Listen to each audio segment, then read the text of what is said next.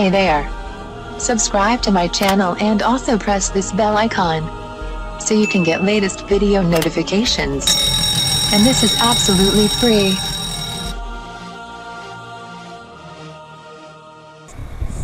आज मैं आपको बताऊंगी चेहरे से गर्द गुबार और स्याही दूर करने का मास्क बनाने का तरीका। अज्जा: नींबू का रस 2 चम्मच, संदल पाउडर 2 चम्मच,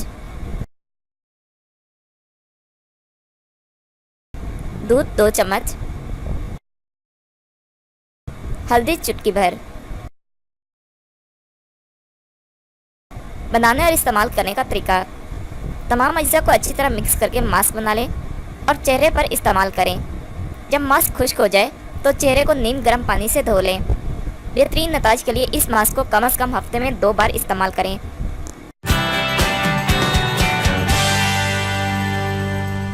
Thank you for watching my video.